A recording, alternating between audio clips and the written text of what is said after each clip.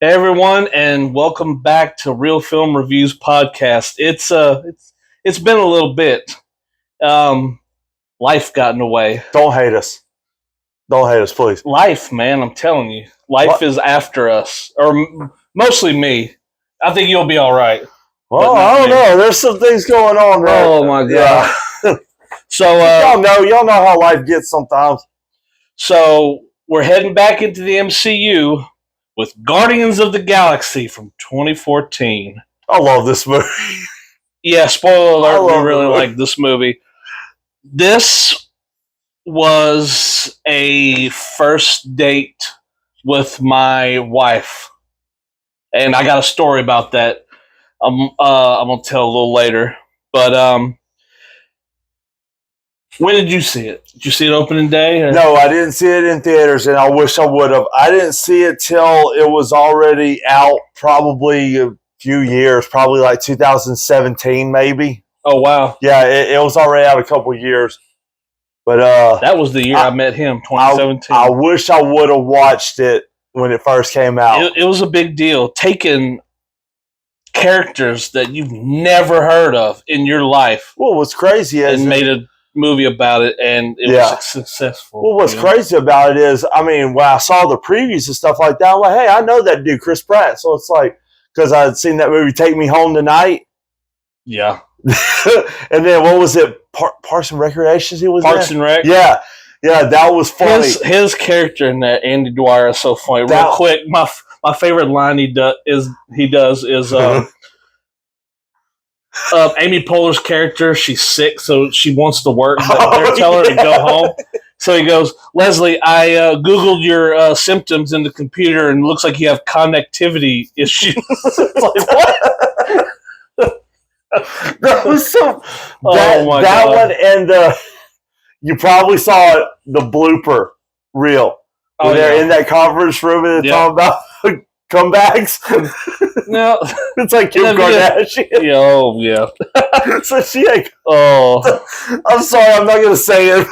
If you've seen it, you know what I'm talking about. All right. Directed by James Gunn, starring Chris Pratt, Zoe Saldana, Dave Bautista, Vin Diesel, Bradley Cooper, Lee Pace, Michael Rooker, Karen Gillan, Digimon Husto. I don't know how to pronounce his name. Yeah. Looks like Digimon Houston. John C. Reilly, Glenn Close, and Benicio del Toro. Benicio del Toro. I always liked him. He's a good actor. The Wolfman. Remember that? That movie gets too much hate. It does, but I enjoyed it. It's actually a really good movie. I like the transformations too. Yeah. It's CG because no one can really turn into a werewolf that we know of. That'd be pretty awesome. I'm just saying. I don't know if it would. I don't know. Maybe. Well, it might be kind of painful. Yeah. According to American Werewolf I was in London, about to say that. American Werewolf in London, yeah. This was written by also James Gunn and Nicole Perlman. Yeah, Perlman. Yeah, Perlman, yeah. Oof. Excuse me. It came from down under, huh? Yeah, it did. Kevin Feige, of course, produced. Cinematography by Ben Davis. Edited by Fred Raskin, Craig Wood, and Hughes Winborn. That's an awesome name. No kidding. Music by Tyler Bates. And no, it's not Tyler Maine, Michael Myers. Every time I see music by Tyler Bates, my mind goes to Maine. Tyler Maine, yeah. Yeah. Release date was August 1st, 2014. Budget was, it says it was $232.3 million gross by $195.9 million net. But the box office was, I don't really understand how that stuff works. The net and gross. Kind of like our paychecks. Yeah.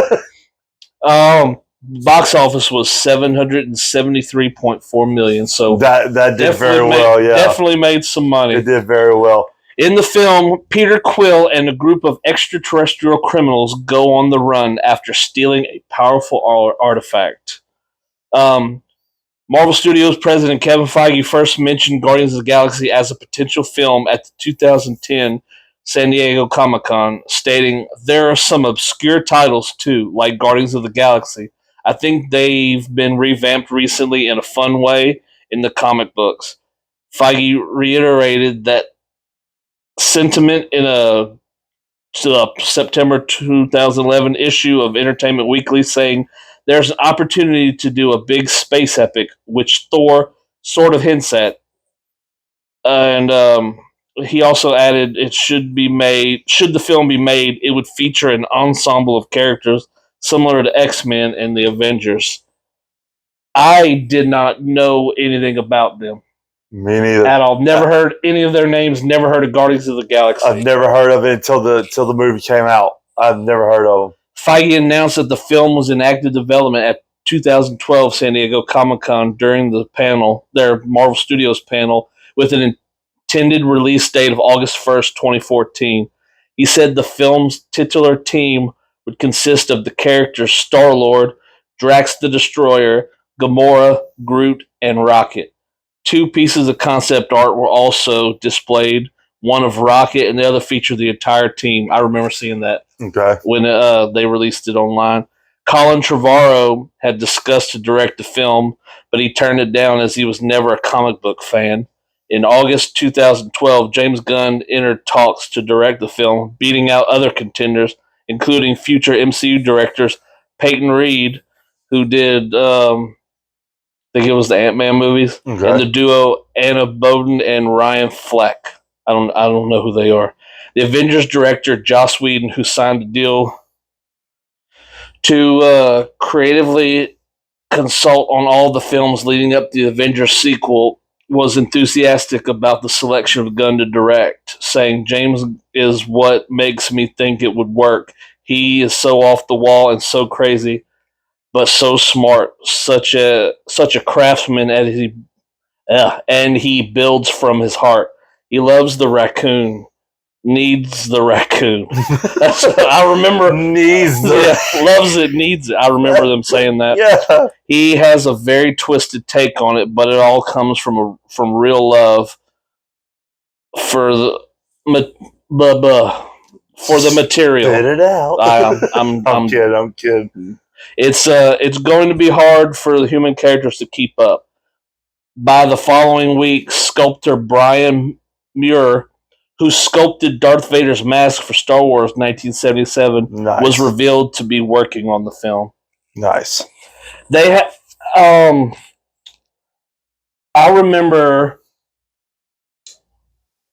one name for sure that was going to be in there was Jason Momoa was in talks to be Drax. Really? I did not know about that. Okay. But he turned it down.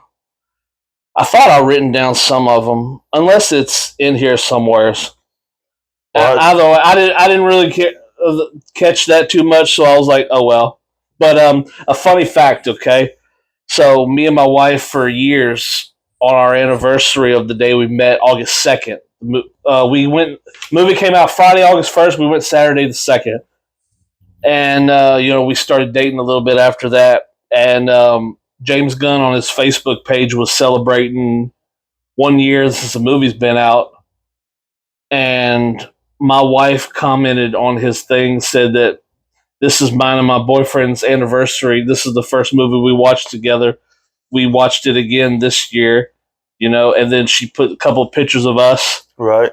And he commented on it, said, "Congrats." Really? Yeah. That's pretty cool. And she got like 1,000 likes. That is awesome. On there. That is awesome. And I'm saying that it's James Gunn because there are a few celebrities that actually go to do their own Facebook social posts. media. Yeah. Mostly it's back then it was more Facebook, but now you got Twitter or X, Instagram, and TikTok and stuff. But yeah, he congratulated us. That is cool. I thought that was really cool. But you bring up Drax. I read something that whenever Dave Bautista got cast for the role, he cried. Like he sobbed because he wanted it. He wanted it so bad that And, he got it. And he to cried. be honest, I thought that's pretty cool. He's one of the best parts of the movie. He really he is. I love his character in that movie, and he played it very well. You ready? You ready to get into I'm this? ready. Let's do this. And go. No. Where am I? Oh, way down here. We start off in 1988 with young Peter Quill, played by Wyatt Oleff, who was Stanley, the little boy Stanley in the It movie. Yeah. I noticed that. He's listening to his Walkman. He's waiting outside, and his grandpa, Jason, Greg Henry. I know Greg Henry from... I've seen him on something else, but I can't remember. Have you ever seen Slither? About the killer slugs? Oh, yeah, that's right. He plays the mayor. That's right. It's also I remember a James now. Gunn movie. I did not know that. I think he wrote it. I don't know if he directed. I had to go back and look at that, but that movie's great. That movie was awesome. His character in that movie is awesome. He's the mayor. Yeah, I remember now. I want to mention my favorite part, but I think I'm going to wait till we actually talk about that movie. Right. I do want to talk about it. But he brings him in there to see his mom, and he's got a black eye, and his mom's sitting there laying in bed, and mom, played by Laura Haddock, who we saw her already. She was in Captain America, the First Avenger. She during the montage of the American song, while he's punching Hitler and everything, a lady in a red dress asks him for an autograph, and that's her. And is that his grandma? We don't know. I don't know. Everything, it might be. You never know. I don't know, but she sees he's got a black eye. Like, why are you fighting with the others? Like, smushed him with a stick. Smushed a frog with a stick, yo. Like, he's like, something about you just like your dad, and he was an angel. Yeah, he was an angel from the stars. Yeah, and it's crazy. It's like she's sick. Everyone thinks that she's just talking nonsense. But we'll get to that. We'll get to that. But she gave him a gift and said, "Don't open until I'm gone." And she wants to hold his hand, but he doesn't want to. He turns his head. Yeah. She's begging him, but then she dies, and he screams. But that's what I didn't get. It's like, okay, your mom wants to hold your hand one last time. You turn away from her. And then she dies, and then you freak out like, no. I mean, I'm not trying to make it sound bad, because that's a horrible thing to see. It really is. We both have seen our fair share of exactly, and I don't want to ever see it again. But it's like, you should have took her hand, but that's just me. So his grandpa takes him out of the room while he's screaming, and he runs out and gets abducted by a spaceship, and then they fly off, and it cuts to present time, and where are we? So we see a ship come up to planet Morag. Yeah, and we get older Peter Quill, and it's Chris Pratt. Got his little headphones on. You think, what is he doing? I mean, what's he listening to? But then he wasn't listening to anything at the time. He plays it, and we get "Come and Get Your Love" by Redbone. But by the way, these movies have awesome soundtracks. Great soundtracks. I was just about to say that. They have amazing soundtracks. Yes. I have all three. I think that I know we'll get there, but I think part 3 has the weakest, but still good songs. But if you notice, they have more songs on the third one that was more our time. Yeah. Don't get me wrong. Because he only had Awesome Mix Volume 1 to listen to for 30 years. And then, you know what happens. But anyway, but I grew up listening to songs from like Redbone and stuff like that. I didn't know any of these songs existed until the movie came out. The only one I knew, on the soundtrack, it's not in the movie, but it was in the trailer. "Spirit in the Sky." "Spirit in the Sky." And then, of course, I have a continuity issue with the soundtrack when we get to the end of the movie. Nothing bad. It's not. Excuse me. We're not. It's not going to take anything away. It's something that I noticed that I'm going to complain about slightly. But of course, one of the best songs that was played in that movie was "Fooled Around and Fell in Love." That was one of the best songs too. That's what me and my wife danced to at our wedding. The melody is nice. The melody is pleasant. Yeah, pleasant. Yeah, but he's sitting there dancing to it, kicking stuff, and we got a movie coming up that replays this scene. If you know, you know. I want to make fun of it when we get there, but I'm just like foreshadowing. Right. But he's dancing, sliding around, using the animals as alien animals as mics, and decent dancer.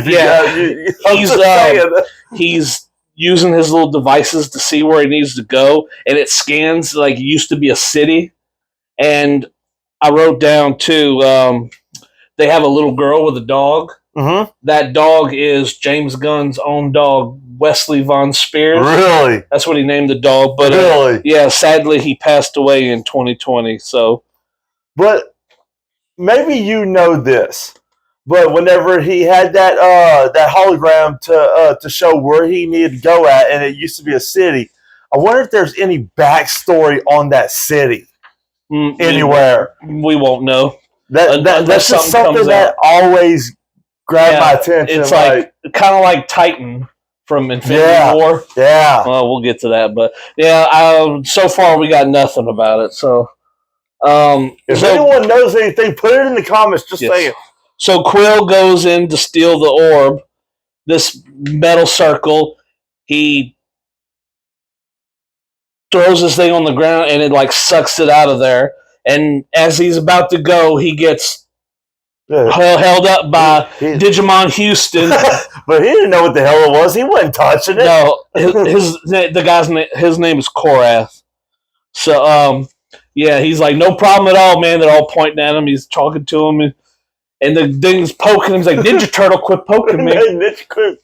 He's like, let's go. He's like, maybe there's another name you'll know me by. And they look at him, and he says, Star-Lord. Who? Star-Lord. But come on, man. He kicks that little glowing ball, and it evaporates the two guys behind him, and then he falls back, and he shoots, and the thing blows up behind him, and he shoots out. The guy's still trying to get him, but then he's running on the planet, and whenever he jumped off of that cliff and started running out, I was like, oh shit. Oh shit. I pulled a Kevin Hart. Oh shit! He gets to his spaceship called the Milano, and if you didn't know, the Milano is named after Alyssa Milano. Yep. Almost crashes. I think that they were waiting for him, and he throws. He throws one of those other things down, and it sucks them. Yeah, to hold him down so he can get out and go. And he's flying away, and he hits that water thing, and the water geyser. Knocks off the power for a second, but he ends up getting out.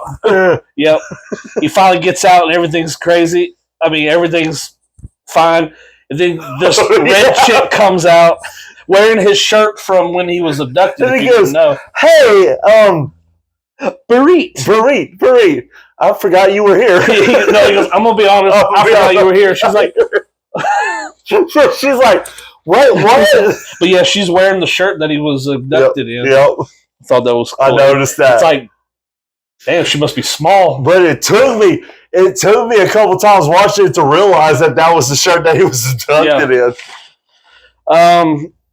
He gets a call from Yondu. Yeah, Yondu, and they put a bounty on him. And of course, Yondu is Michael Rooker, and he has his right-hand man that's always with him, Kraglin, and he's played by Sean Gunn, James Gunn's younger brother, which I met at a convention. He was actually a super cool dude. He was super nice. That's pretty cool. And I asked him, this was, I think, a year after the movie came out, and I was like, hey, are you going to be in another one? Because they're going to do another one. And he goes, I don't know. It's like, bitch, they make them sign that shit. They can't leak anything out. Yeah. Yeah. It's like, What's it going to hurt if you say you're going to be in the next one? Or if you, we're planning on doing the next one. Okay. What's it going to be about? That's what I tell you. That's one of those. Give me a sign or something like that to let me know. That way, no one else knows. I asked. This is off topic, but I asked the actor that played Jesus on The Walking Dead. Tom Payne. Tom Payne, yeah. I met him at a convention, and it was before the season came out with the Whisperers. Okay. I was like, what's going to happen? Tell me what's going to happen. And he wouldn't tell me. And he goes, shh. It's like, are you going to be in it more? And he goes, shh. That's all he told me. That was the clue. And then that was, I guess, him telling me that at the mid-season break, his character's going to get killed off because he did. That was the clue. Yeah. Yeah. So they go to, what's the name of the place they go to? Come on. Nova. What's the name of the place? I'm trying to play now. What the hell? Shit. Well, anyway, the planet that they go to. Damn it, we suck. Xandar. And we suck. Before that, Ronan wakes up. He's being like prepped. Yeah, he's being prepped. They throw dust or dirt or sand or something like that on him. Shit on him. And put some black shit on him, and then they smeared his. That's stupid as hell. I don't know what it was. Yeah, he smashes the dude's head with a hammer. It said, "You will never rule Xandar." No, I will cure it. Cure it. Yeah, and he smashes his head. Yep. And when Ronan sends the assassin Gamora after the orb, who do they talk to him in the movie? What is Gamora and Gamora and Nebula are with him? Yeah, they're both with him. Okay. Because he was going to send Nebula, but then Gamora knew that she might screw it up. Oh.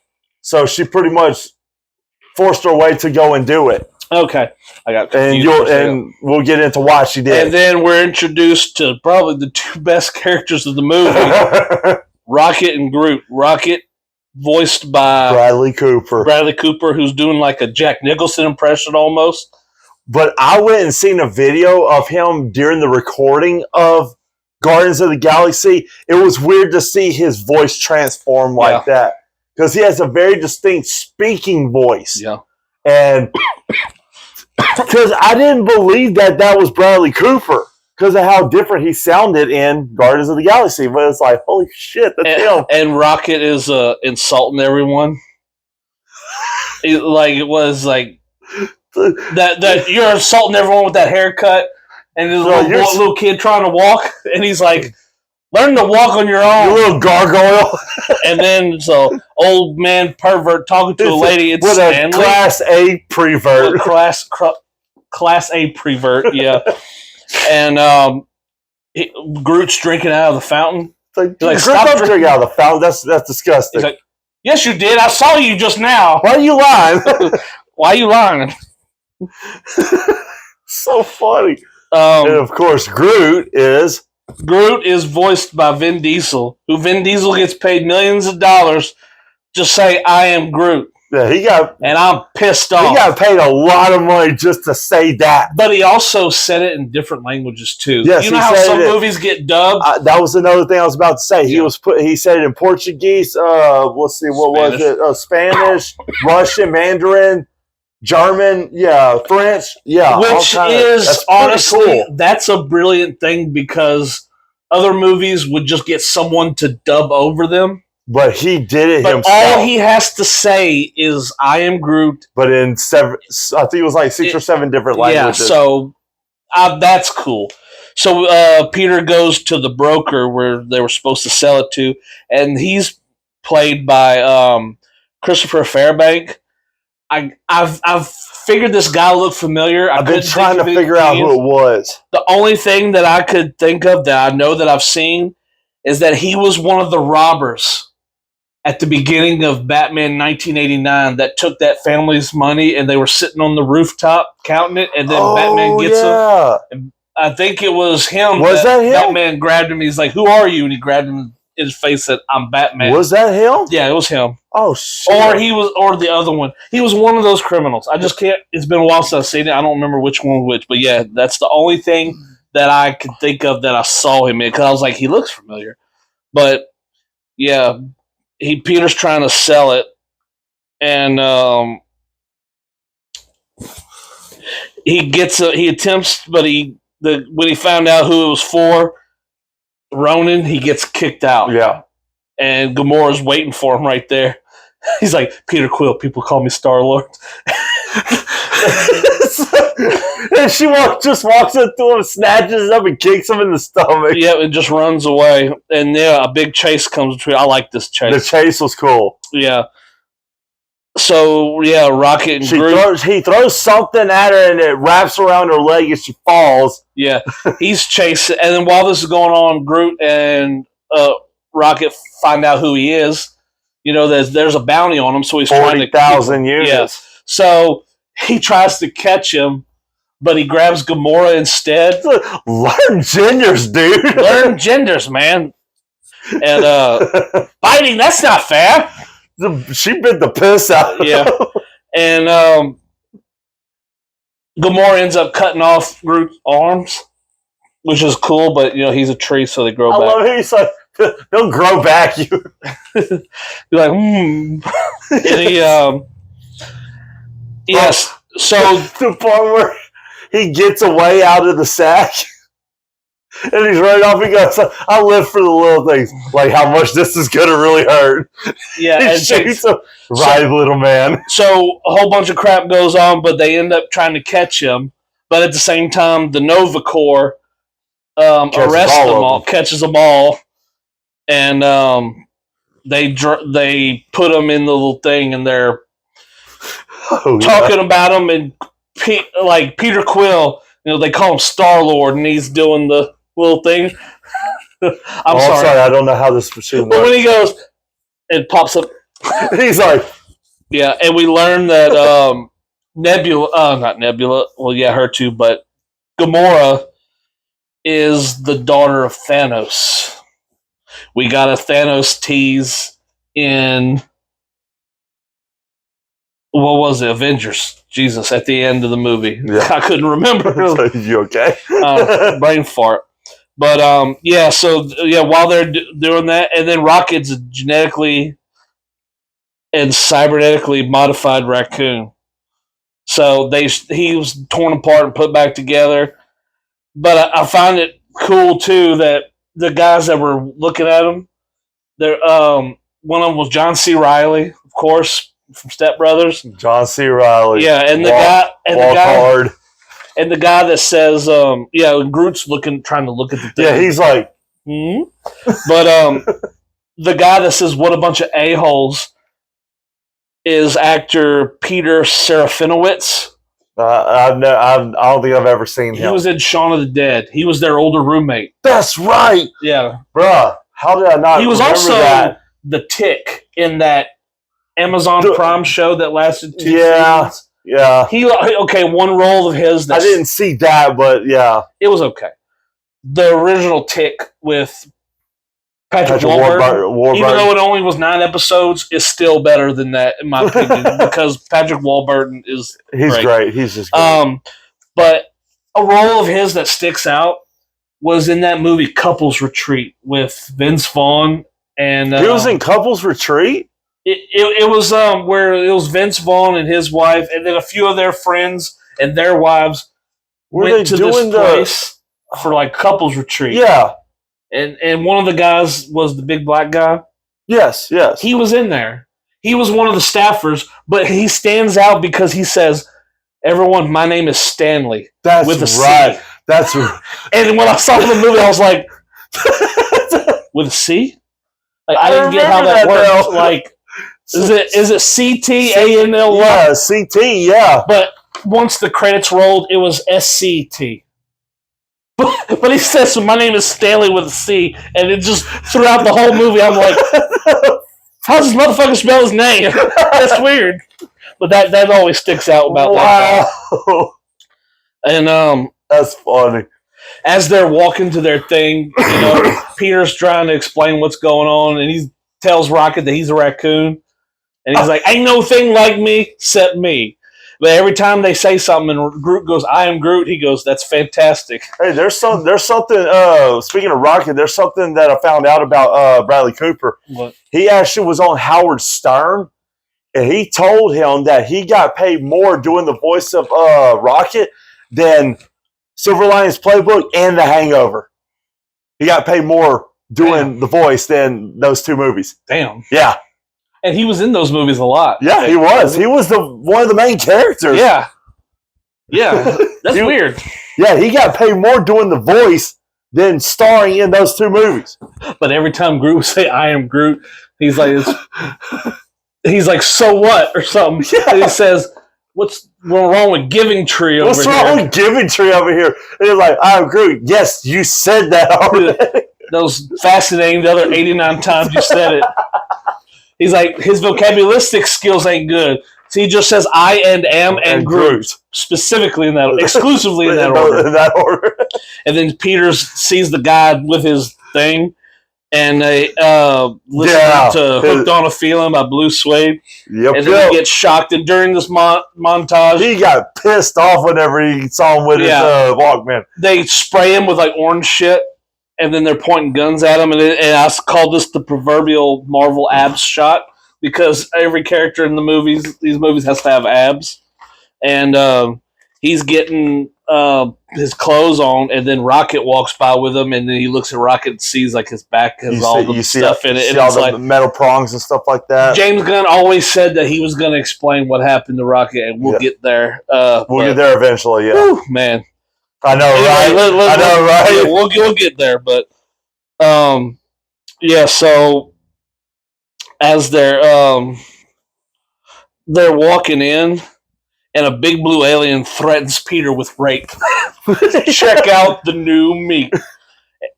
Which check out the new.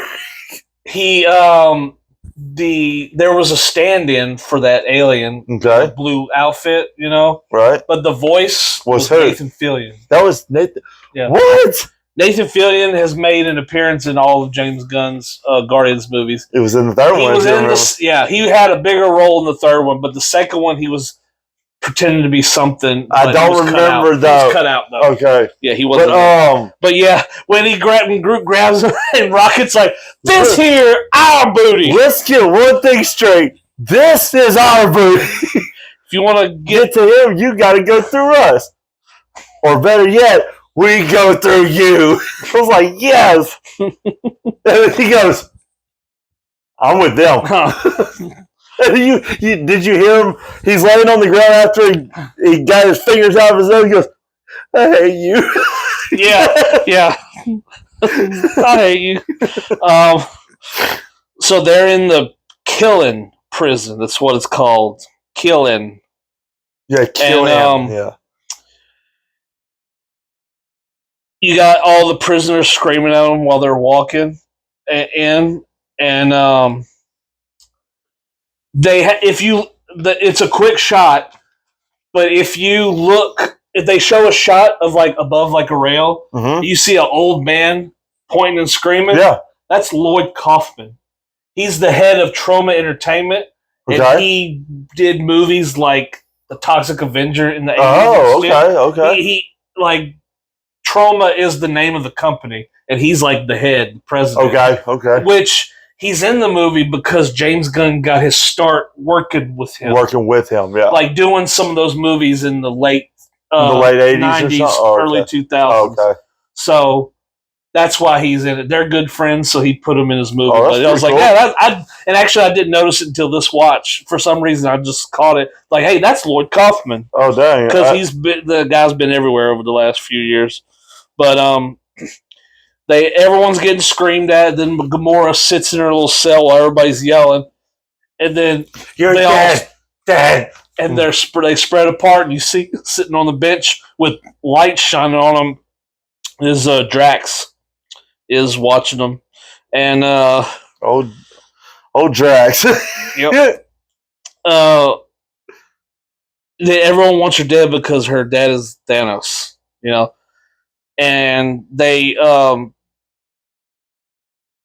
it was at night. They're all sleeping, and one of the guards is telling them to put Gamora in the shower because it's easier to clean up the blood. So Peter goes to sneak in there to save her, and Drax comes. He's like, "You know who I am, yes?" It's like, "You're Drax, the Destroyer," and you find out that Ronan killed his wife and daughter, so he wants to get close to. He wants to kill one of Ronan's. Yeah, he thought like it was like his children or something like that, but yeah, and so Peter stops him, and he's trying to explain to him. And he tells him about all the women that he's been with, but he's trying to tell him, like, if you leave her alive, she can get you closer to Ronan. That way, you can. Why would I put my finger on his throat? Because that's the of you slitting his throat. And he's like, I will not slit his throat. I will cut his head clean off. He's like, it's just an expression. He looks at the guy next to him. He's like, you know what it is? The guy's like, yeah. He's like, okay, no. but if you notice whenever they're yelling at Gamora when she's walking into her cell, he does that. He does? Yeah. Holy shit. Oh, I totally missed that. Yeah, he does. He does that. He literally does it, and he doesn't know what the hell it means. But he's like, yeah. He lets. Then Drax lets her go. He's like, I like your knife. I'm keeping it. And that was my favorite knife. That was my favorite knife. And he's trying to, and so he explains to Gamora that he wants to sell it, but she's already planning on selling it. That's why she wanted to take it. She didn't want to give it to Ronan. She wanted to sell it for herself, so she could get away from. And come to find out, it's worth 4 billion units. He's like, we'll split it between the three of us. I am Groot. He's like, 4 of us. He's like, asleep for the danger and awake for the money. As per freaking usual. But another thing that I read too, Vin Diesel actually said that he recorded the line "I am Groot" over 1,000 times. And he got paid millions of dollars for it. Yeah. Look, I am Groot. I am Groot. Do I get $1 million? Hell no. No, of course not. You don't get that shit. This here's our booty. I don't just randomly think of that. Funny. Where are we? Okay, they start making the plan. They make the plan, and I love this. When they're walking, he's like, I'm going to need 3 things. I'm going to need this. I'm going to need that guy's leg. He's like, why? He's like, I'm going to need it. Yeah. And he's explaining how it is. But, okay, so the shot is set up. They're at a table, like the camera's like facing us. Behind is, when he says they need that little thing under there. That battery. Yeah. Yeah. So when Groot finds out, he goes to walk back there. And he's trying to grab it.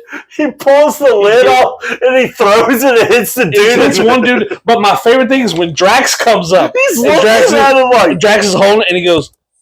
And then he looks back at them. And then Rocket's like, yeah, so we have to get that last. And as he says it, Rocket pulls it. And then everything goes off. And he goes, oh, we'll get that first and improvise. He's like, I'll get the arm, talk about an arm thing. I'll get the armband, leg. Rocket goes, oh. Okay, so this is hectic. Bunch of fighting and shit. I love it. Okay, music's going on. The fighting's going on. Gamora breaks the guy's arm, but like off screen because she's trying to get the thing. Yeah, I love how it's all that, and then all of a sudden it gets quiet, and he's like, Peter's with the guy. He's like, "You need my what?" Because the music goes quiet. Everything is all quiet, the chaos, You need my what? And I love the part where he gets the leg and he's climbing up Groot. And then one of those pods is about to shoot Peter, and Drax jumps on it and rips it apart. You, man, who laid out there? It was one time, man. Oh, but this shot when all the drones are trying to shoot at Groot and Rocket. and then Rocket jumps on his back, And then Drax ends up getting the gun and throws it to him. You creepy little beast. Creepy little beast. He throws it to him, but the music stops and he goes, Oh, yeah. Okay, I wanted to talk about this real quick, okay? This was, I want to say it was 2014, 2015, okay? And, this movie was already out because people saw that scene. I remember there was an interview with David S. Goyer. He's a writer. He wrote a lot of the Christopher Nolan Batman and stuff. He's a well-known writer. Right. I have to look at his thing to understand. We'll talk about a movie that he does one day, but he's in it, okay? I mean, he's written a lot. He did an interview around this, like after this movie came out, and he was making fun of this scene or making fun of this. Maybe not this, but he was saying superhero movies need to be a little more realistic or something. Like he could be kind of snooty, but I'll never forget this. I saw a meme about this, and it was him. It was a picture of him, and it was him because I know what he looks like. And he's like trying to explain it. Picture him like that, and right next to it says "Meanwhile at Marvel," and it's a raccoon on the back of a tree shooting. Kind of like realistic. Yeah. I found that funny because it's like, dude, chill out. It's a fucking movie. Right, and it's great. But so they end up getting into the control room, which is a cool shot when the door opens, and then Groot throws the guy out, and he gives Rocket the leg. He's like, "Oh, I was just joking. I didn't need the leg. I just needed these two things." It's like, how did he say that? He's like, wasn't it funny? What did he look like? What did he look like hopping around on one leg? I had to transform 40,000 units. He's like, that was so funny. But and then it was 30,000 units. I thought it was 40. It was 30. Yes, he did. It was 30. 40,000 units. I'm just saying, but another thing that was pretty cool about the Gamora character. Apparently, they were supposed to do computer graphic imagery for her character and everything like that, but she wanted to do realistic makeup. Yeah, like nothing on her was computer generated. I think it looks really good. It looks really good. I thought it looked really good. Drax's makeup took several hours, if I'm not mistaken. It took a long time from him. But so as they're trying to get out, they have the people. I always found this weird. Okay. Well, first off, Peter makes a joke about something, and he's like, "Don't call me a thesaurus." It's just an expression. And what did he say? Is like his people are literal. Everything will go over his head. He's like, "Nothing will go over my head. I'm too quick. I'll catch it." I'm gonna die with the biggest idiots in the galaxy. But before backtracking a little bit, when they get up to the computer area where they need to be at, the dude who's controlling everything, he's like, and then Groot grabs him, just throws him out. Yeah. It's like, damn. So when the guys they're shooting at the thing, he's like, well, number one, fire, and one of them shoots. Those are some really number big two guns. Shoots one, and it's like on this, they're gonna all three at the same time. It's like, why didn't you just shoot at the same time? I thought the same thing too. Rocket ends up fixing it, and he turns that thing into turns off the gravity. Yeah, he turns off the gravity everywhere in there but their area. Yeah. And some of those drones, they hooked up to the bottom of the thing, and he made it use it as a rocket to kind of shoot out. Yeah, kind of like when they're flying through, and that one guy splats on. I wouldn't say splat on the windshield, and he just slides off that. So they're getting dressed. They're getting their stuff, and he's telling them to meet him at at his ship. But he realizes that something's missing. It's his Walkman. So he gives her the backpack for the orbs. He's like, "Just trust me. I'm gonna go get it. I'll be right back. Just wait for me." And that guy's listening to music, and he punches him in the face. But he's shooting all the people in the thing.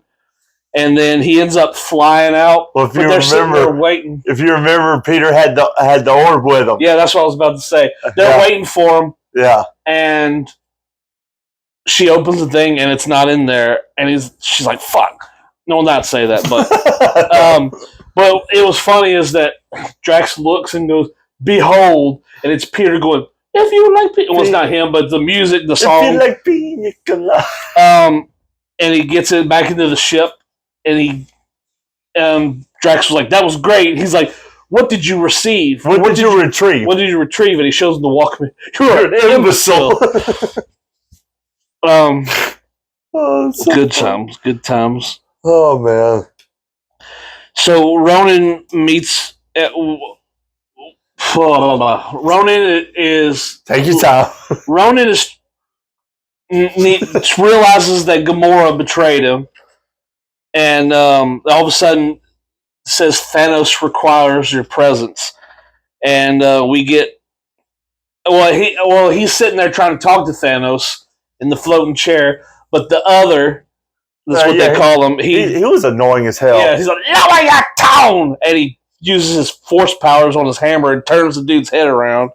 And he's trying to talk to Thanos, and then Thanos turns around and starts to speak for the first time in the movies. This is his second appearance. I think that was the only time that I actually rooted for the bad guy was whenever he killed the little short dude. Yeah, and of course Thanos is voiced by Josh Brolin. Josh Brolin. Yep. And he's like, "You alienated my favorite daughter, Gamora." It's like, God, like... I know, right there in front of freaking Nebula. I was like, what the hell's up with that? Thanks, Dad. Great talk. But speaking of Josh Brolin, I'm pretty sure you know what else he played on. What? Of course, naturally, he played on the second Deadpool. Oh, he was Cable. But he was also Brandon on The Goonies. Never seen The Goonies. You've never seen The Goonies? Okay, that's one me that and we're Jordan gonna were have planning to do. on doing that. That's what we're gonna have to for do. 85, but ended up not happening. But yeah, we're gonna have to. But yeah, there's a story about that, but we'll wait till we actually do that. Right. I don't know why I was about to explain it right now. I don't know. Fuck. But they're in Peter's ship, and Rocket's building something, and he rips apart his ship. He's like, "What are you doing? Don't take apart my ship without my permission." He's like, "Oh, all this stuff's just lying around." And he's like, "What about this?" No, he's like, "What are you making? A bomb? A bomb? And you just leave it lying around?" And he sees the package or something. He's like, kicks it. He's like, "What are you doing? Shut up!" He's like, "Shut up!" He's like, "All right, man, you suck the joy out of everything. Don't take apart my ship. You sucking the joy out of everything." They're arguing about what to do with the orb before they go. But, that was funny. Drax, they were talking about splitting the money again. Drax is like, "I don't want money." He's like, "Well, more for us then." Remember whenever him and Gamora got into a fight, he's like, "I'll let you live once, princess. I am not a princess. I am not a princess." And she's like, "By the way, Quill, your ship is filthy." Yes, he's like, she doesn't even know. If I had a black light, this place would look like a Jackson Pollock painting. He's like, Quill. "You got it, Quill." So, yes, so now they show up to Nowhere, which is a city planet inhabited by thieves and merchants. You remember what she said, what Nowhere was? Do you remember what she said the planet Nowhere was? Yeah, that's what I was about to say. Okay, I didn't know if you... They had a severed head of a dead Celestial, which we'll get into that down the road. Yep. And as they wait, Drax, Rocket, and Groot play some weird game. Yes, that's weird as hell. Yes, one of the animals gets eaten, and Groot's like, that's shocking. Like, Drax is like, "Let's put some more of this blue liquid on our body." That's the first thing you said that wasn't batshit crazy. Oh man, I love it. And Peter's talking to Gamora. And that's whenever he shows her his the Walkman, listening to fool around and fell in love. Yeah, the melody is pleasant. No, he's talking about Kevin Bacon Footloose. He's like, there's a legend for people like you, and you know what's called Footloose. There's a great hero in there. named Kevin Bacon. He well, how did he say it?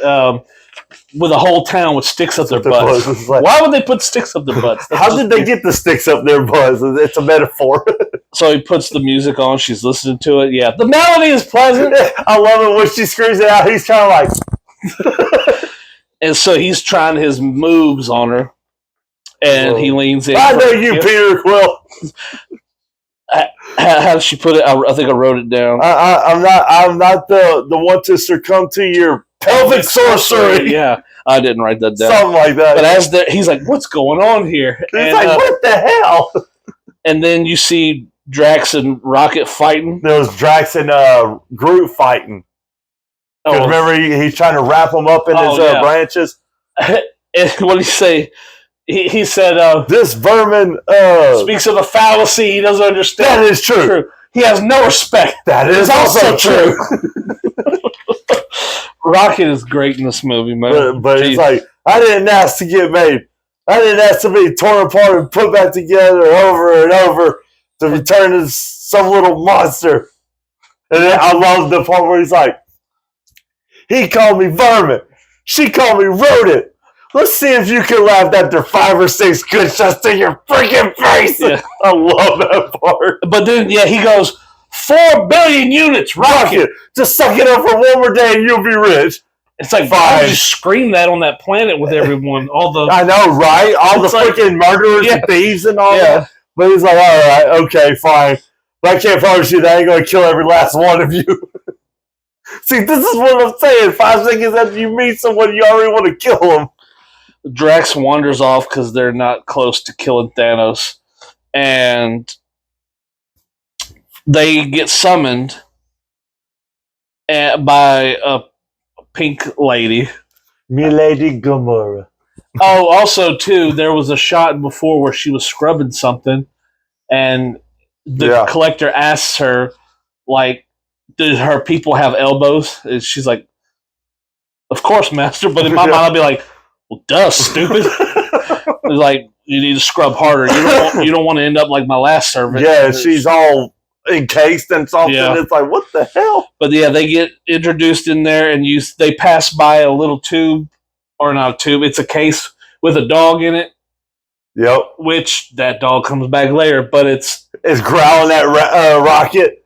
that's Cosmo, the astronaut dog, or I can't remember the name. But it's actually a comic book character. Was it Cosmo? Yes, Okay, I couldn't quite remember. Cosmo Kramer. But yeah. Yes, man. And then Rocket growls right back at her. Yeah, and so they get to. She's like Tenelaire Tavan, the collector, and he's looking, and he's talking to everyone, and he when he sees Groot, he's like, What I've never met a is- group. what is that thing? He's, I am Groot. I have never met a Groot. You must allow me to pay you now, so I can have your carcass at the moment of your death. At your moment of your death, At of the course. And he's like, I am Groot. Yeah, I am. And Groot. then Rocket says something to him. Is that your pet? He's like, what? His what? Damn, he trying to shoot everyone. But he goes, so they finally decide, so they open up the thing, and he's telling the story. Hold on. Before we get in where he's like, may I see the orb? He drops it. Apparently, that wasn't. That was He actually dropped it. That he actually dropped Yeah. it. Yep. Which at first it kind of looked like he did it on purpose, but it was the way he was holding it, and it slipped. So, But yeah, I thought it was actually real because of his reaction. yeah. So, and then we get a backstory on all the Infinity Stones, and apparently James Gunn wrote this in like a couple of hours, explaining Really? where they all came from. Really? They had no idea about the Infinity Stones, where they all came from, and James Gunn literally wrote this into the movie, and that is the creation of the Infinity Stone. That is cool. So, but as he's telling the story about everything, and then Rocket looks bored, and then when it opens, and he goes, Beautiful. Beautiful. Blah, blah, blah. It's all very, very nice, Whitey, but when do we get paid? we're all very fascinated. Yeah, we're all Whitey." very fascinated, Whitey. But he's like, very well. How would you like to get paid? What do you think, Mr.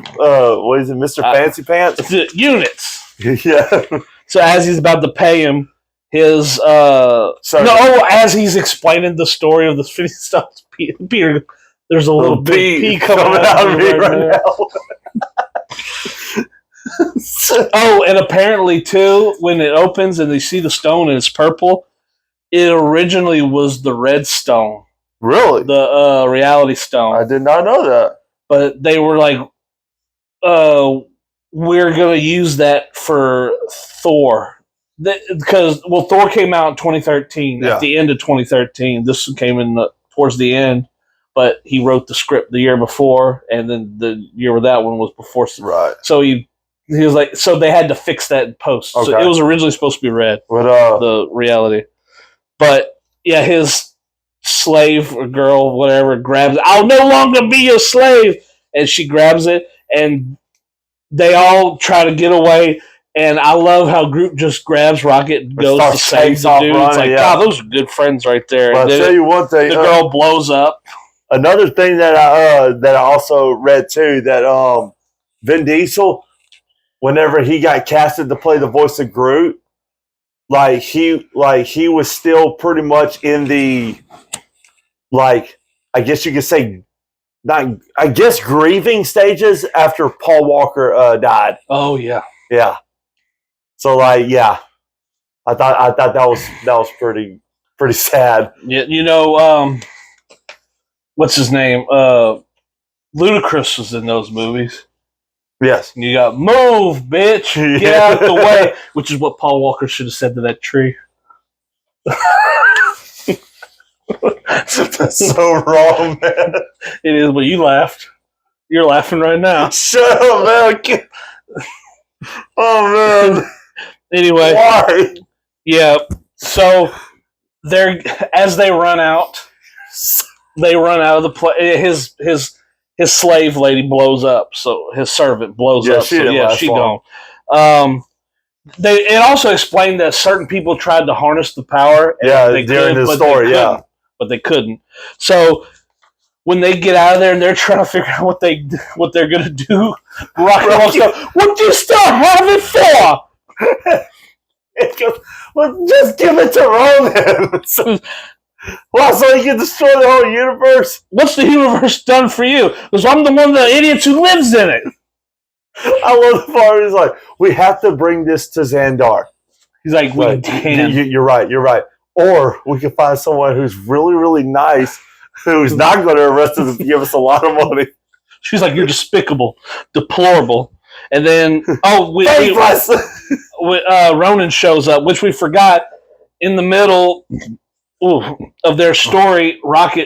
Drunk Drax got a hold of a guy that's working on the radios and says, I need you to call someone for me. So he called Ronan so he could fight him. How do you say that?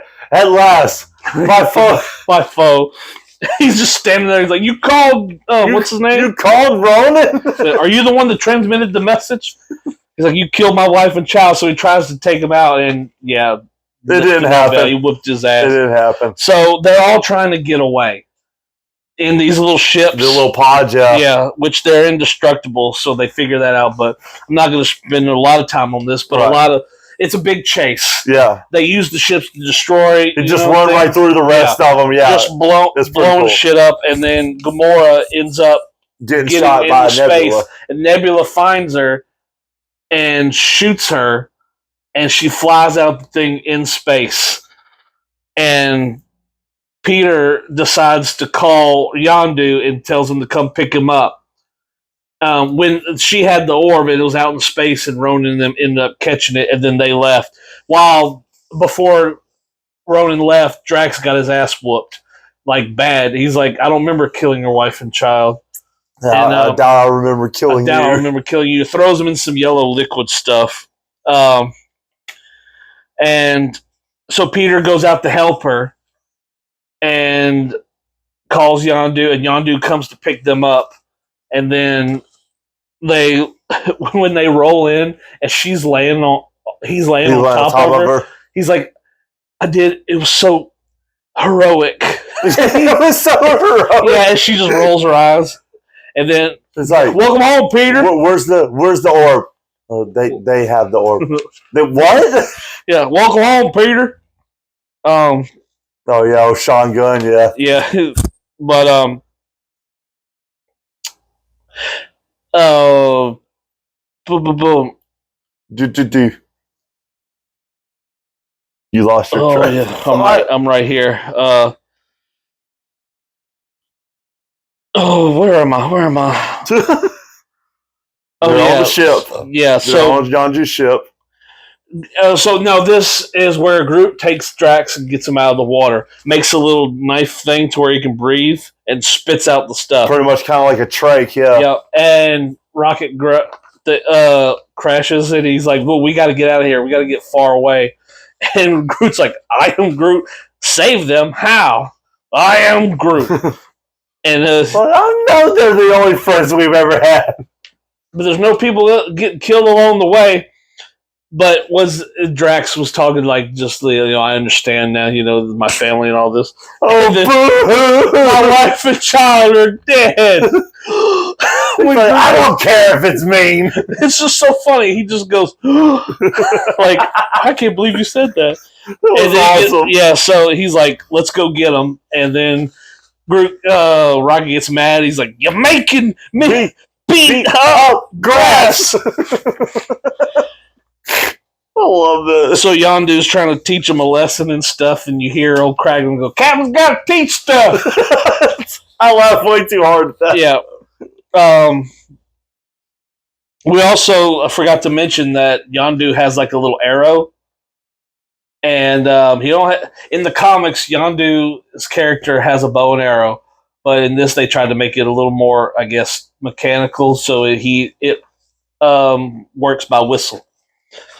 And he talking about killing Peter, but they try to get a plan so he can get it back. Talks him out of it because he always tells him a story about we rescued you, but we were going to eat you. Some of them were going to eat you. They had never had terror meat before. Yeah, he's like you're always telling that story. So he's like, we got to get this back. So he ends up convincing him. I like how he's like, let him go. You always had a scrote, boy. And then they're getting shot at, and then you come to find out it's Drax on top of the ship. Yeah, and then he's like, we're going to count to 3. If not, we're going to destroy your ship. 1, 2. Rocket's us. We're okay. Oh, hey, well, what's up? And then they're trying to tell the little plan. Well, they're sitting in their circle or something. I love this part. They all get up. He's like, if you remember, I will fight side by side with you. And in the end, I will see my wife and daughter again. And then Groot stands up. I am Groot. And Rocket's like, what the hell? I don't got a long lifespan anyway. It's like, here we are, standing in a circle. Bunch of jackasses standing in a circle. Apparently that was ad-lib. Yeah. That was not. Which I didn't know if I told you too, but since they didn't really have a walking, talking raccoon on set, right? They had a man in a green. They had a man in a green suit, crouch down and walk. What? Which was Sean Gunn. Sean Gunn. He was the stand-in for That's pretty cool. Rocket. Yeah. There's a. Well, I'll get to the scene. But before that, when they're trying to explain the plan, he's like, "How much of a plan do you got?" I got about 12% of a plan. Oh, yeah. And he's like laughing. He's like, "That's a fake laugh." He's like, "This is real." He's like, "No, it's the most genuine real laugh because that's barely a concept." That's barely a concept. You're siding with him. But Drax says, "Like, I just saved your life or something." He's like, "What did he say that? Oh, damn it. You can't blow me up if you try to save me." He's like, when? He's like, earlier when we made this thing. I wasn't listening. I was thinking something else. I was thinking something else. But yeah, that's man. So yeah, they got a plan. And where is it? Oh yeah. Little. While this is going on,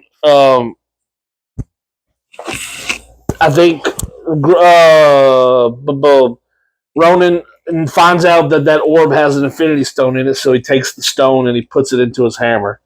Because Thanos is the most powerful being. You can't, you can't talk to him like that. He's like, I don't care. He's like, Thanos, I'm coming for you. You call me boy. You call me boy. Yeah.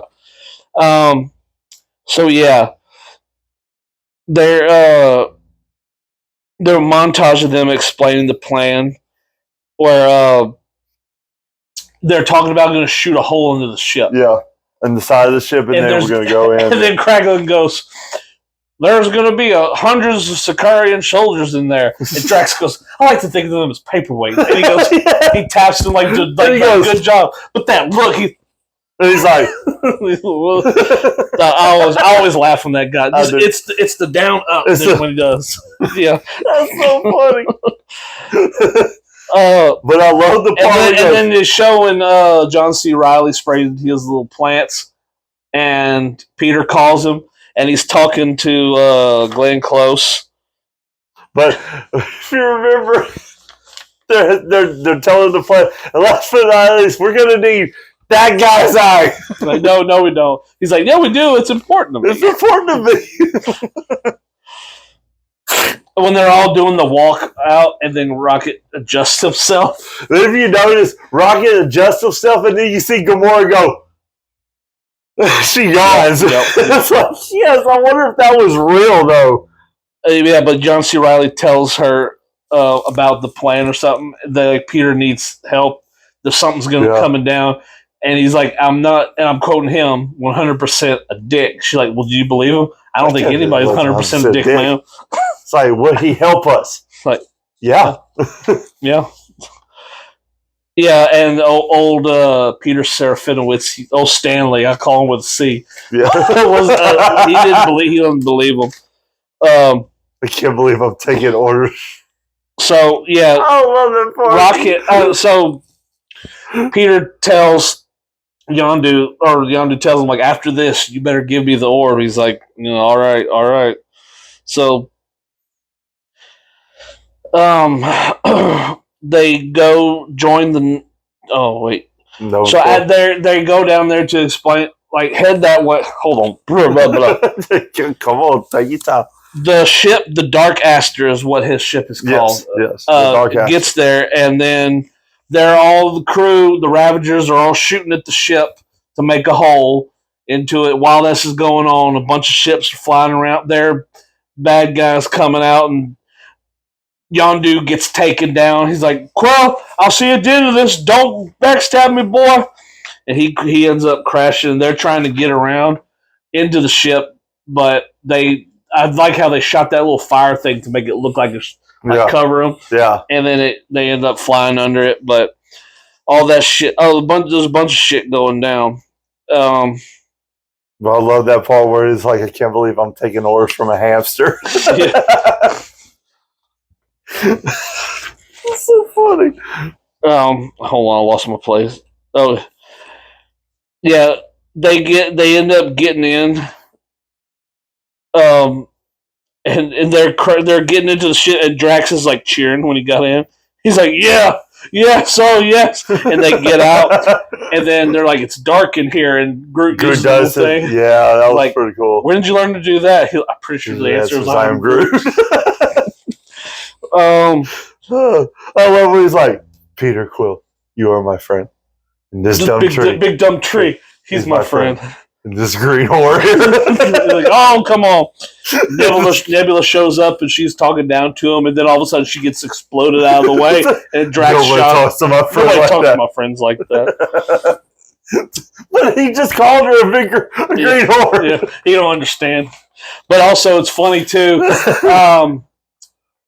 Yondu is down on the ground, and he's got all those Sicarian soldiers around him, and we get to see finally what that arrow does. And it's super overpowered.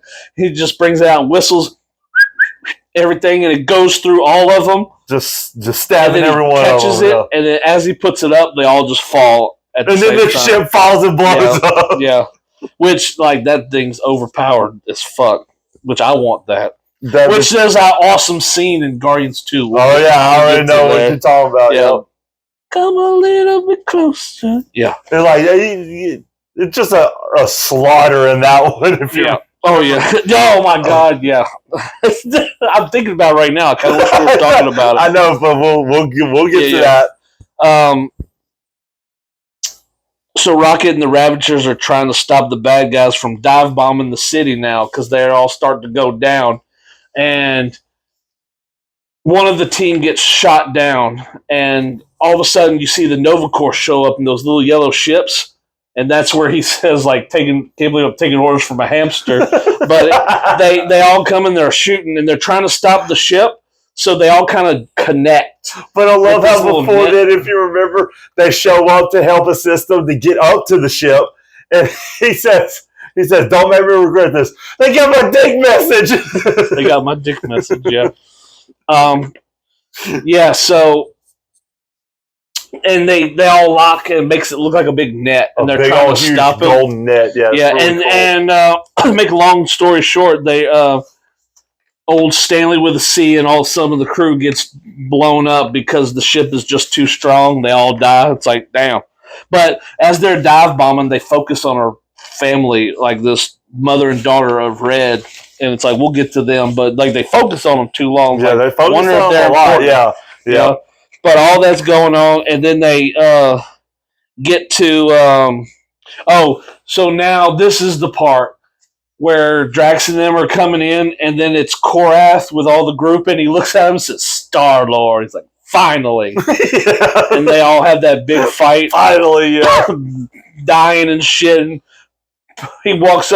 Drax walks up to Korath and goes, finger to throat means death. And he rips the thing out of his head. It's like, metaphor. It's like, Yeah, sort of. Sort of. Sort of. And as they get to go, more bad guys come. But this is my favorite scene in the movie. Oh, yeah. When Groot extends his arm, Vine, and Stabs stabs through him, and starts boom, splitting them on the boom, wall boom, and the ceiling. But my favorite is when he slams Slams them. them. They're all dead. He turns to the camera. He smiles. That big smile that he's got. God, that's so funny. He's so serious when he's doing it, and then he's Yeah. done. He's like, And Nebula and Gamora are fighting, and Gamora gets the upper hand, literally, because it knocks her off, and her hand gets caught. She cuts off her hand, and it's robotic, and it falls into a ship. You hear, get out of here! get out, throws him out. Throws the guy out, and she flies away. But and they get together, and they see Ronan, and they shoot him with the missile thing, and they think he's dead, but he's not. It's like this fucker won't die. And He's like, you did it, Quill. Nope. and then all of a sudden, from behind, Rocket comes crashing in, Oh yeah. and this is where the ship's about to fall. So they all get out. Knocks Drax out. Yeah, everything's going down. So Groot decides to make a huge wood cocoon ball, cage. a wood ball, I call it, around cage them or to whatever. protect them. And Rocket's like knocked You'll- out at first, like, but he you'll- sees him. He's like, "No, Groot, you'll die." And And then, Groot says, "We are Groot." And What- it's like, whenever that happened, I'm not gonna lie. I was like, oh, son of a bit. And then they damn. crash, and you see them out. They all getting up. They think they won, and Rocket sees pieces of Groot everywhere, and he's crying. And all of a sudden, you see fucking Ronan come out, and Rocket comes at him, and he knocks him out of the way. Kill with his hand. Groot. And he's sitting there trying to talk, but then all of a sudden Peter starts singing the song that's playing from his radio. Ooh, child, things Gonna get easier. He starts dancing. Yeah, He's he's like, what are you doing? dance off, bro, you and me. He's like, pass it to Gamora. Here. It's like, no. Oh, well, She's take, like, she take it back. taking it back. He's like, what are you doing? What are you doing? I'm distracting you. Big turd blossom. You big turd blossom. And then they have the rocket thing, and they shot it, and it blew up his hammer, and the stone flies off in slow mo. Peter grabs it, and it looks like it's hurting him. And it's like if they're all together, I think they this can was control one of the power. best scenes ever. Yeah. She's like, take my hand. Yeah, and Gamora saying "take my hand" as he's like falling apart, but then it cuts and it's his mom. She's like, "Take my hand," so he grabs it, and it's hurting her, but hurting them both less. Drax comes, which is so funny. Every time I see Drax doing that, he looks like because he's a wrestler, he looks like the tag person about to tag in his person. About the tag in, when he yeah. tags him on the shoulder, it was the way he did it. Like I've seen him do that in WWE. Yeah, I see him And do then that little too. tiny group, With his little hand. that little tiny hand grabs him. But and I like it all whenever- clears up. That everyone's all cleared up, and then they're just standing there. I'm like, oh yeah. He's like, "You're mortal, how?" But which is crazy is that before this, Ronan calls them the Guardians of the Galaxy, Yeah. and Here they are, your Guardians of the Galaxy. Yeah, I and then he's remember like, "You're mortal, how?" And he's like, "You said it yourself, bitch. We're the Guardians of the Galaxy." And he opens his hand, and the stone shoots him, and it blows him up. that. Yeah, it was really cool. And I still don't understand, like, why did he call them the Guardians of the Galaxy? They're not guarding the galaxy. Well, are they? I guess now I think about it. They're trying to save billions of people from getting slaughtered. So technically, they are Guardians of the Galaxy. I guess I was overthinking it, but yeah, everything's fine, and they're resting for a moment, and then Groot breaks down. Rocket breaks down again. And then Drax sits by him and pets him on the head, and that's what I was going to tell you. My wife has a signed picture from Sean Gunn of Drax sitting by him, and it's Sean Gunn in the green suit sitting there. Oh, yeah. It's a picture of him petting him. That's cool. If I get a chance, if I find it, I'll take a picture and like show you. Yeah, send me it, yeah. But, yeah, and then fucking Yondu comes with his friends, and he's like, "We got to have it. That was the deal." He's like, "You saw what it do. You can't let this." And he's like, "Yeah, you can't open it. You saw what it could do to people. You don't care." So he takes it, and then he goes. Well, it's like, I guess it's a good thing that we didn't deliver him to his dad. Yeah, that guy was a jackass. Yeah, we'll talk about his dad when we get there. And Gamora's upset that he gave it away, but he says, "It's a good thing I gave him the I hope he doesn't open it because he's going to be so pissed when he finds out that I switched out the orbs." Yeah. But we're almost to the end.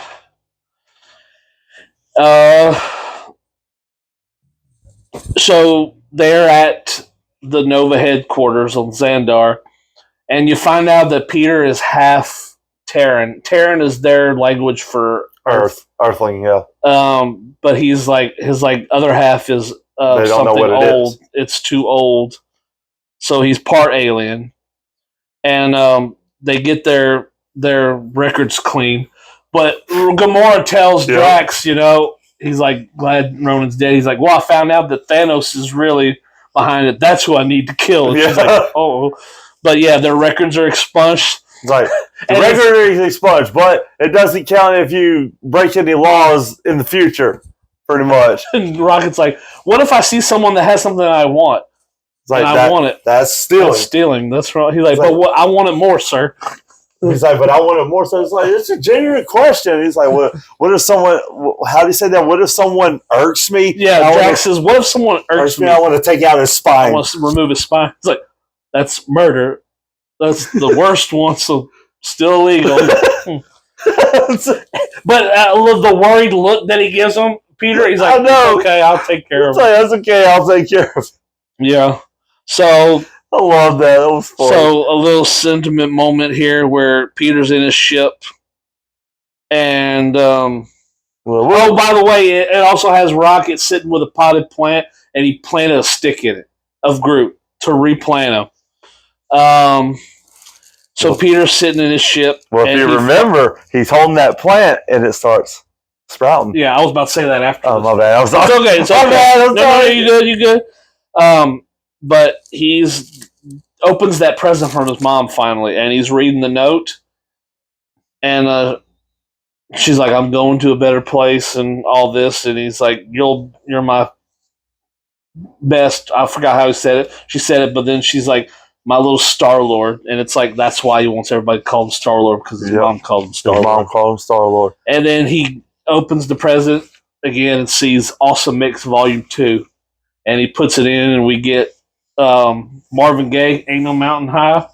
And this is what I was saying. And, I will get to it first. But,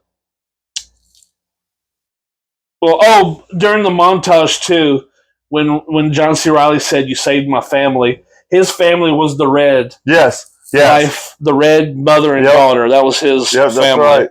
too, because he said, "My family's alive because of you," and then it shows him hugging him. Yeah, and they're playing the songs, and she's like, "What do you want? Something good, something bad?" You know.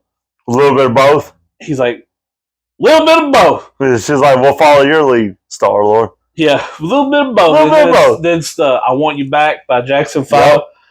And I love that part, if you know what I'm talking about. Yeah, but I wanted to say too, real quick, is I was like, Awesome Mix Volume 1 lied to us in a way.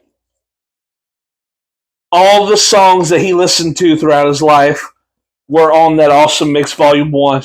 But at the end of the movie, he opens Volume 2, Yes. and it has Ain't No Mountain High and I Want You Back. But technically, they're on Volume 2. Yeah. Honestly, I yeah. know, but I know what you're talking about. Yeah, I know. it has nothing. I ain't putting no points down on the movie for anything because of that. I was just saying that's a little funny observation. Yeah, I know what you're talking about. Yeah. The next movie's called Awesome Mix Volume 2, the soundtrack.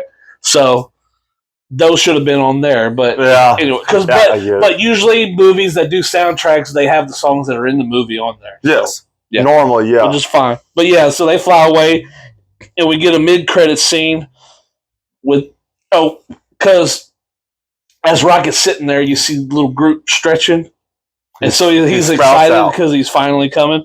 And then it's a mid-credit scene. This little tiny Groot dancing to "I Want You Back" by Jackson 5, and apparently Drax is annoyed by it because he's doing this thing, and he looks. He's like, he pauses, and he looks away. He starts going at it to dance again, and then we get a post-credit scene where Tavon is sitting in the Destroy archive with two of his exhibits. Is the dog Cosmos licking his face, and all of a sudden you hear a voice coming, like, "Why you let him lick you like that for?" And it cuts, and it's a duck. It's Howard the Duck. Yep. Gross. Voiced by Seth Green. That was Seth Green? Yep. Mm-hmm. I did not even know that. That's crazy. And, yeah, that's the end of the movie. That's it. Oh, man. That was fun talking about that. That was a great movie, though. Oh, man. Like I said, it took characters that we have never heard of and made a movie. And it turned out very, very well. Turned out pretty damn well. So, here we go, Corbett. All right. Do you want to go first? You go first. All right. This movie is fun all the way through. Yes. James Gunn is, I think he's really good at writing characters. He is a great director. He wrote the characters. Yeah. Very good. This movie is always fun, and every once in a while, me and my wife watch it. We don't do it once a year like we used to, but it's every once in a while when we get a chance to sit down and we'll watch it. You know, just fun all the way through. I don't have any problems with this movie. That soundtrack thing I was talking about a second ago, that was just a goof. I like I said, that has nothing to do with the movie. You know? And because I grew up listening to that kind of music, even though it was before my time, I love that soundtrack. And that soundtrack fit great with the movie. For some reason, it did. The second one, the songs, they worked the songs into the movie like they're actually a part of it. Yeah. But we'll explain it when we get there. But I'm going to give this... I'm going to give this an 8.5 out of 10. 8.5? See, and I guess because I just enjoyed the movie all around. Like Rocket and Drax, they were great. Groot, all that. The music was perfect. They took two CGI characters that no one knew who they were and turned them into the best part of the movie. Best part of the damn movie. It worked, 100%. I think I'm going to have to go a little bit higher. Go ahead. I'm going to go a 9 out of 10. That's great. That was a great movie. I enjoyed it. I watch it a lot. It's really good. I enjoy it so much. Okay. 8.5 and 9. What else you got? This movie's great. If you've never seen it, the movie's been out for over 10 years now, so 12 years now. Yeah, 12 years now. Almost 12. If you have never seen it, watch it. Definitely Guardians of the Galaxy. Watch the first one. Yes, you got to watch it. I mean, you may not like it, but I'm just recommending it because it is very, very good. All right, everyone. So thanks for watching, and we're getting into deeper of the story of the MCU. Our next film is Avengers: Age of Ultron.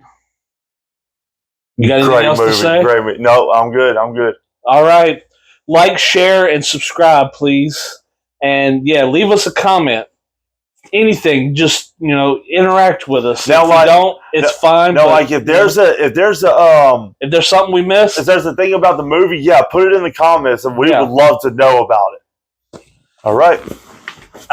Thank you. Peace out.